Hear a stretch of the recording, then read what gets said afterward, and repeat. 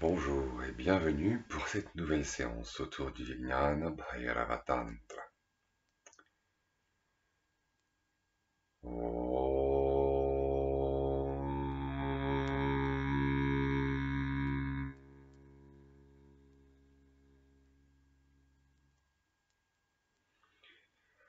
Yasyodmeshanimeshabhyam jagatah pralayodayao tam shakti chakra vibhava prabhavam shankaram stumaha.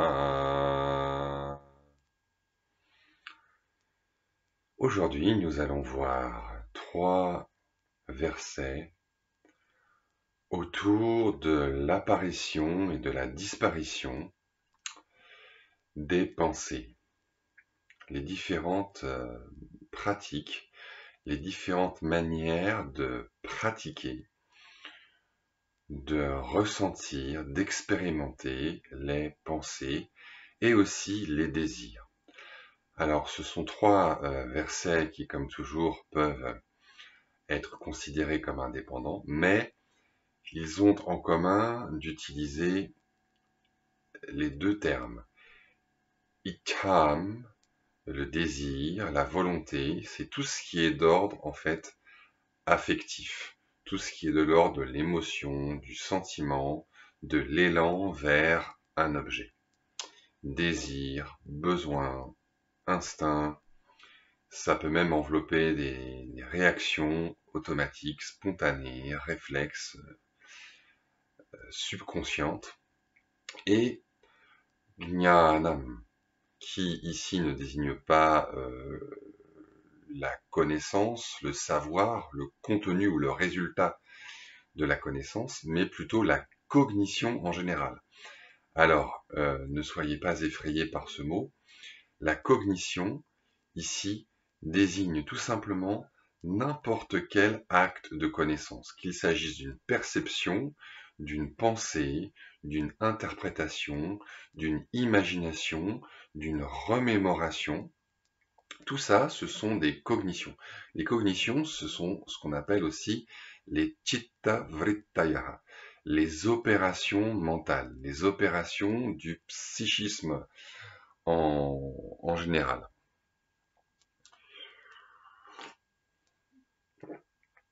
Donc,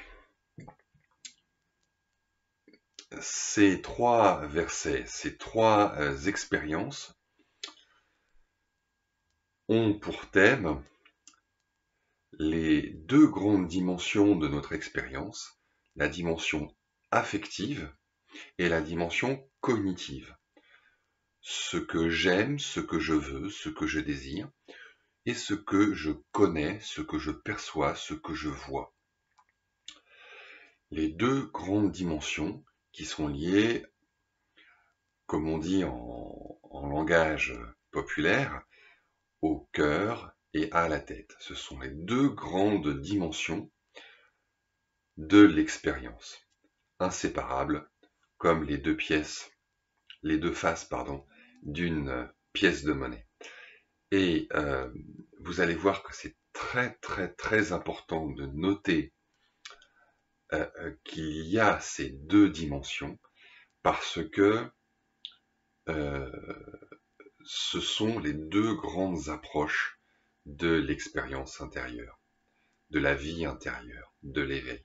Il y a l'approche cognitive, la connaissance de soi, la connaissance de l'absolu, l'éveil.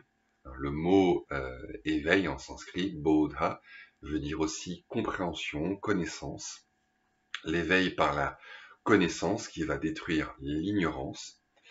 Et de l'autre, tout ce qui est de l'ordre de l'affectif, ou pour employer encore un terme un peu plus technique mais plus précis, le conatif. Tout ce qui est de l'ordre de l'inclination, du mouvement vers, de l'élan vers, le désir, la volonté, le besoin, l'instinct, etc. Alors, je vous lis, lisons tout d'abord le premier verset en sanskrit. Le verset 96, que vous retrouverez comme toujours en translittération et en traduction sous cette vidéo, dans la description. Om Chagiti Cham Samutpannam Avalokya Sham Nayet Yata eva samudbhuta tatastatra eva liyate. Que l'on contemple un désir qui apparaît soudain, puis qu'on le conduise à la paix. De là même d'où il a surgi, il se résorbera ensuite. De là même d'où il a surgi, il se résorbera ensuite. Voilà une expérience d'éveil autour du désir. Un désir apparaît. Par exemple, un désir de boire un thé. J'observe ce désir et je ramène ce désir à sa source. En quoi est-ce que cela éveille la conscience? Notez bien qu'ici le but n'est pas de supprimer le désir. Le but est de s'éveiller, c'est-à-dire que la conscience se réveille, passe d'un état d'hypnose à moitié endormi, assoupi, abruti, à un état d'éveil, de fraîcheur, de sensibilité. Comment est-ce que l'observation du surgissement du désir, puis du retour du désir à sa source, peut-il m'éveiller? Eh bien, le désir est un mouvement. Le désir, comme toute chose, comme toute expérience, même purement cognitive, même purement de l'ordre de la connaissance, est un mouvement. Lorsqu'il s'agit d'une cognition, c'est un mouvement de l'attention. Lorsqu'il s'agit de l'affection, cela peut être une émotion. Dans émotion, vous avez motion, mouvement. Un mouvement du cœur, un élan du cœur, une contraction. Lorsqu'il s'agit de l'aversion, c'est un retrait en soi. Lorsqu'il s'agit de l'attraction, il s'agit plus souvent d'une expansion. Mais dans tous les cas, il s'agit d'un mouvement. Le désir est mouvement. Or, ce mouvement, comme tous les mouvements, naît de la source. Et la source, c'est la conscience. C'est l'espace de la conscience. Rappelez-vous toujours cette analogie sensible, concrète, à sa manière, de la conscience avec l'espace. La conscience est comme l'espace. Si vous ne savez pas ce que c'est que la conscience, sentez l'espace. C'est l'espace de la conscience. La seule différence, c'est que la conscience, en plus de l'espace, a le pouvoir d'enregistrer, de ressentir, d'être sensible à ce qu'elle accueille, alors que l'espace ne ressent rien. Or donc, tout vient de la conscience, tout revient à la conscience.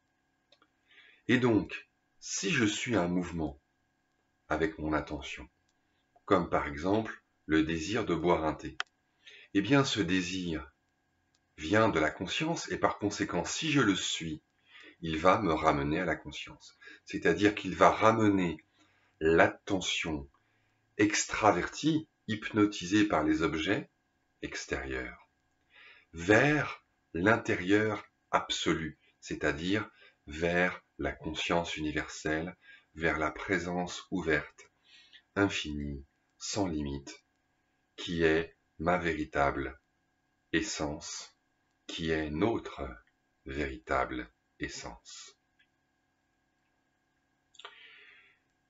C'est comme suivre une vague sur l'océan. La vague s'élève de l'océan, elle retombe dans l'océan. Si donc je la suis du regard, si je l'observe, elle va me ramener à l'océan. De la même manière, tout désir vient de la conscience infinie et retourne à la conscience infinie, car il n'y a nulle part ailleurs où aller. De même que tout mouvement commence dans l'espace et finit dans l'espace, tout mouvement de l'attention commence dans la conscience infinie et retourne dans la conscience infinie, comme une vague dans la mer. Et par conséquent, il suffit de suivre ce mouvement pour que moi, en l'occurrence moi comme attention, je me trouve ramené à la source, à la présence infinie, à la conscience sans limite, à cet espace ouvert, transparent, limpide, sans forme, que je suis, non pas parce que je le suis devenu ou parce que je l'ai acquis, mais parce que c'est mon essence. Je ne peux pas être autrement. Essayez donc d'être autre chose que conscience. Essayez d'être autre chose que conscient. Essayez de sortir de la conscience. Essayez de trouver le dehors de la conscience. Essayez de trouver un lieu, un temps, un moment dont la conscience soit absente. Essayez de sortir de la conscience. Ce serait comme essayer de sortir physiquement de l'espace. Essayez de sortir de l'espace. Essayez d'aller dans un lieu hors de l'espace. Essayez de trouver les frontières de l'espace. Essayez de découvrir les limites de l'espace, au-delà desquelles il n'y a plus d'espace.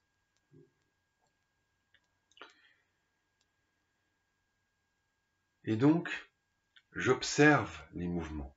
J'observe un mouvement, n'importe lequel. Il va être pour moi comme le Om, comme le mantra, qui vient de la source et qui a pour mission, adhikara en sanskrit, de me ramener à la source. Car c'est cela, la raison d'être, la fonction, le pouvoir des mantras, qui sont des sortes d'anges qui viennent du divin et qui ont pour mission de nous ramener au divin. Selon la tradition tantrique, traditionnellement, les mantras sont des êtres qui ont atteint l'éveil, qui ont atteint une forme de plénitude, mais qui ont, pour ainsi dire, une ultime mission à accomplir avant de se fondre définitivement dans la plénitude, dans une plénitude inconcevable, qui est de revenir en quelque sorte dans la dualité pour aider les êtres qui sont dans l'oubli de l'unité à revenir vers cette unité. Eh bien, tout désir, tout élan, toute émotion est un mantra, vient de l'infini, descend dans le fini et a pour mission de nous ramener à l'infini. Tout désir vient de l'infini, c'est-à-dire vient de l'absolu qui est désir mais désir infini. Désir absolu, c'est-à-dire désir non duel. Désir qui n'est pas un désir de ceci ou un désir de cela, mais qui est désir infini, désir de l'infini. Un mouvement infini, de l'infini vers l'infini. Une vague, une explosion, une expansion infinie. Vous vous rappelez qu'en sanskrit, l'absolu se dit Brahman. Brahman, selon la tradition tantrique, dérive d'une racine, brihm, qui veut dire bailler, béater, s'ouvrir, s'ouvrir en grand, être en expansion, en accroissement, en croissance, en développement. C'est ça l'absolu, c'est ce mouvement d'expansion infini. Et donc l'absolu, c'est le désir infini. Le désir en lui-même est infini. Il n'a pas d'objet délimité, défini. Il est infini. Mais il devient ensuite, et si rapidement qu'on n'y prend pas garde, qu'on n'en a pas conscience, il devient fini, car il devient désir de quelque chose, de ceci ou de cela. Désir du thé plutôt que désir du café. Désir maintenant plutôt que désir à un autre moment. il devient préférence, il devient élection, il devient choix, et donc il devient exclusion. Il n'est plus désir total, il n'est plus désir infini, il devient désir de quelque chose. Et donc, il devient délimité, conditionné par cet objet du désir. Mais en lui-même, le désir demeure inconditionné. Le désir est la conscience, le désir est l'absolu. Ça, c'est l'enseignement spécial du tantrisme non dualiste. Ça, c'est l'enseignement que l'on ne trouve que dans le shivaïsme du Cachemire. Et par conséquent, le désir, à un moment donné, une fois qu'il sera satisfait, ou même sans l'avoir été, va revenir en sa source, c'est-à-dire va se délivrer de son objet provisoire, momentané, le thé, le café, etc., et va revenir en soi, infini, indéfini, c'est-à-dire infini. Et par conséquent, il suffit de suivre le désir pour qu'il revienne en lui-même et qu'il ramène donc l'attention, la vie, le corps à sa source, à son état naturel, à son essence véritable. Donc il suffit de prendre n'importe quel mouvement, de le retourner et d'aller vers sa source. C'est du reste ce que nous dit ce verset, Shamam Nayet,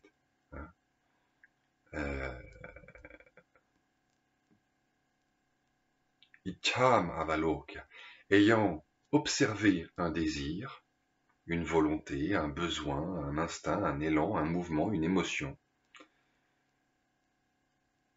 Shamam Nayet. Il ne s'agit pas, encore une fois, de détruire le désir, mais de poser l'attention sur le désir, d'épouser le désir en réalité, d'épouser le désir et de l'accompagner jusqu'à ce qu'il retourne dans sa source, c'est-à-dire dans le désir infini. Shamam.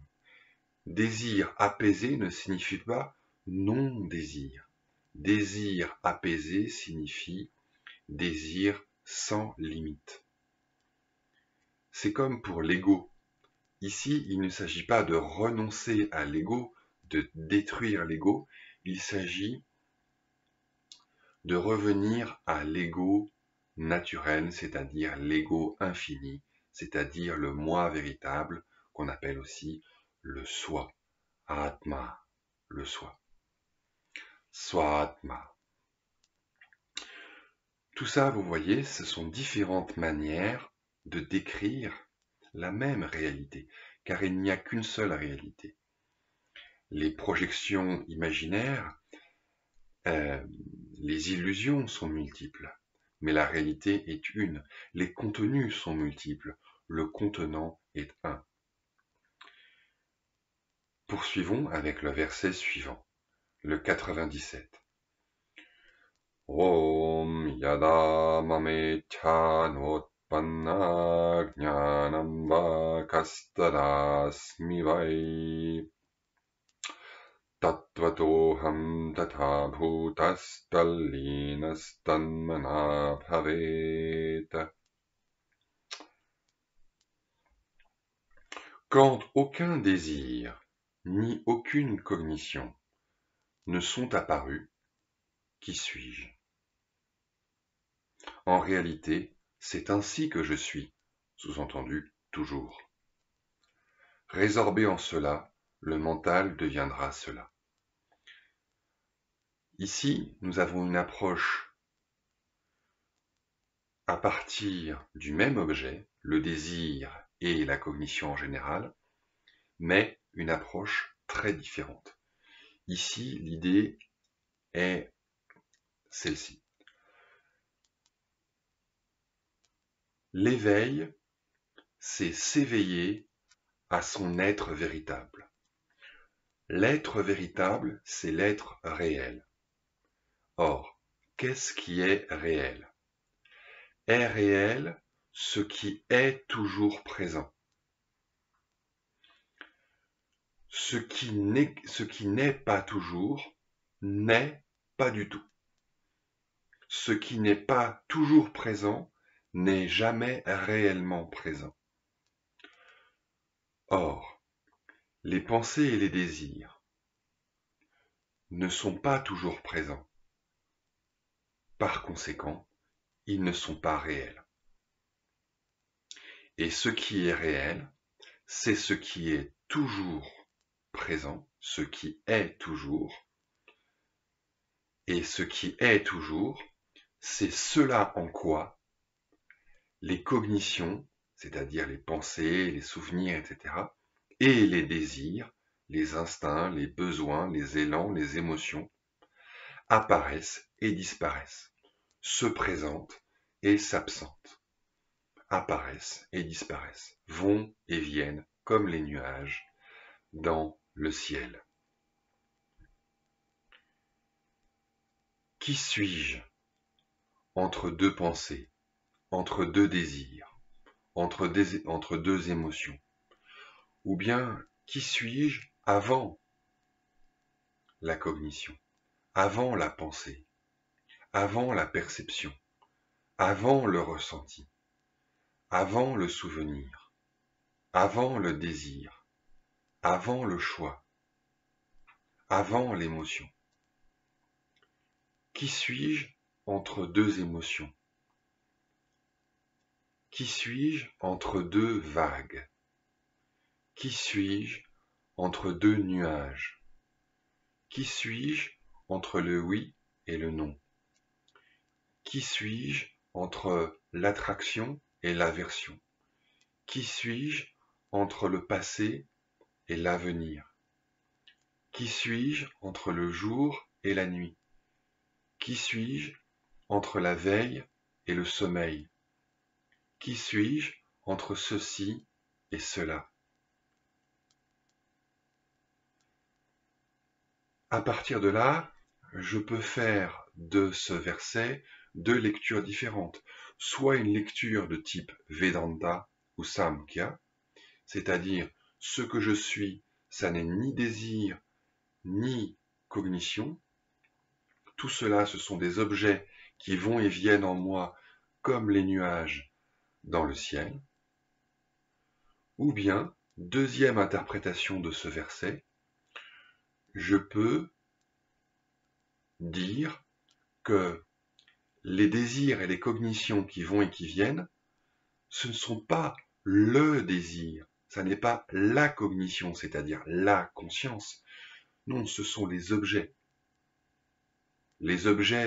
du désir, les objets de la perception, les objets de la conscience, qui vont et qui viennent. Mais le désir lui-même, c'est-à-dire la conscience elle-même, ne va ni ne vient.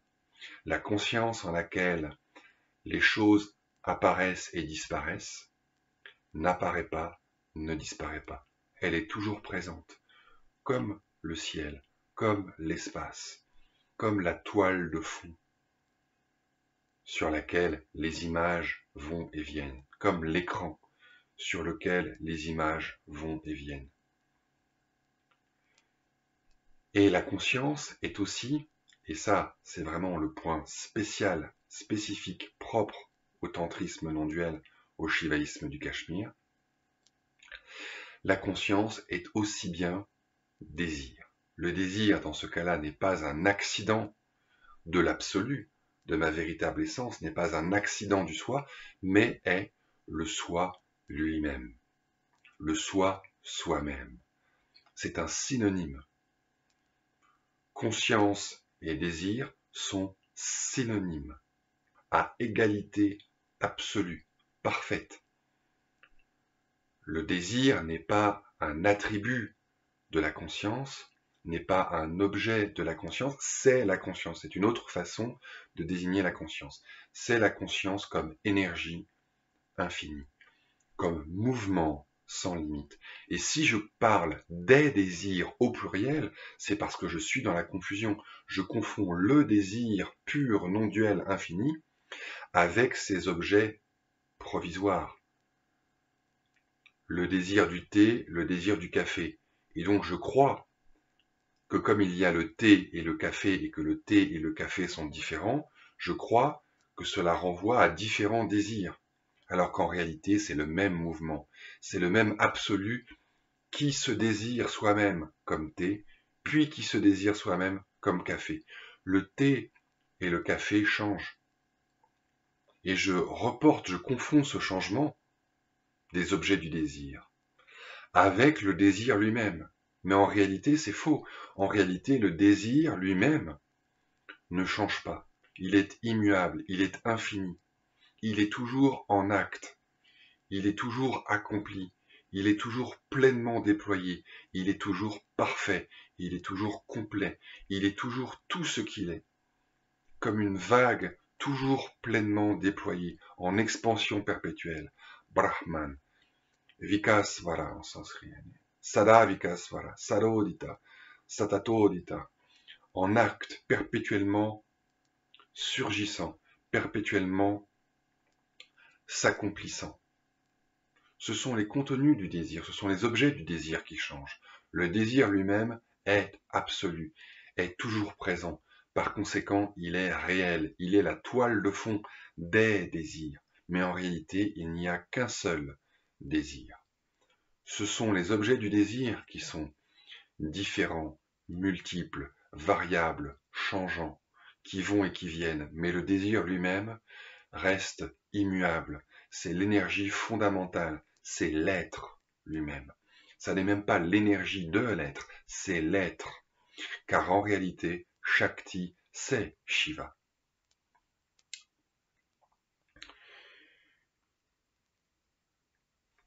Venons-en au troisième verset, le 98. Om Ichayam Athava Jnani Jate Chittam Niveshayet Atma Buddhi Ananya Chetas Tatas Tatvarthadarshanam. Une fois un désir ou une cognition apparue, qu'on y pose l'attention. Qui ne fait attention à rien d'autre en cette intuition du soi, contemplera alors la vérité de l'être. Contemplera alors la vérité de l'être. Tattvartha, la vérité de l'être. Tattvartha darshanam bhavet. La contemplation de la vérité de l'être adviendra. Adviendra. Comment? Ananyachetaha, en ne faisant attention à rien d'autre. Atma Buddha, à travers cette intuition de soi. C'est-à-dire quand Ichayam Athava Jnane, quand un désir, quand le désir, ou quand la cognition, Jate, sont apparus. À ce moment-là, il faut Niveshayeta, il faut fixer Chittam, l'attention. Il faut y fixer l'attention. Pour ce dernier verset, je vous propose d'aller voir ce que nous disent les commentaires sanscrits, les commentaires traditionnels. Il nous dit, Shivopadhyaya, l'un des commentateurs, quand le désir a tout juste jailli, Jatamatra a à peine surgi, le désir pur, qui n'a pas encore véritablement d'objet délimité. Oui. Ou quand une cognition a surgi, on doit laisser de côté la pensée de leur contenu. Oui, on oublie le contenu. Désir du thé, désir du café. On oublie le thé, on oublie le café. On s'absorbe complètement dans le désir, dans l'élan pur, dans le mouvement pur, dans l'émotion pure, dans le jaillissement, indépendamment du contenu. On doit fixer l'esprit Dans cette pensée, le soi, c'est cela, c'est le désir pur. Je prends n'importe quelle cognition. Abstraction du contenu, c'est la pure conscience. Je prends n'importe quel désir. Abstraction du contenu, c'est la pure Shakti, c'est la pure énergie, c'est le mouvement pur. Cela seul suffit à engendrer la connaissance de la vérité ultime.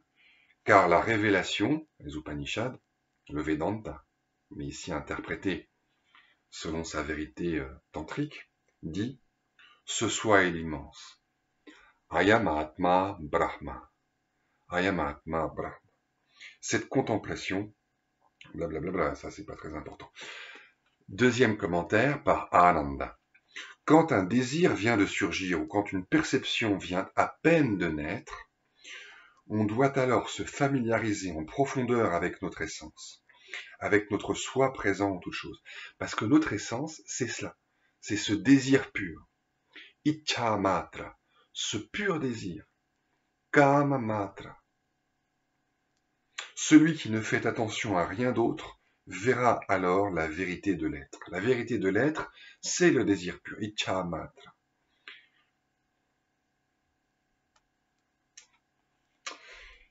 Et cela ne nous apprend donc rien de plus, sauf que, comme les fois précédentes, le commentaire un peu plus tardif de Shivopadhyaya s'inspire de celui d'Ananda, le développe un tout petit peu, le reprend en le détaillant un peu.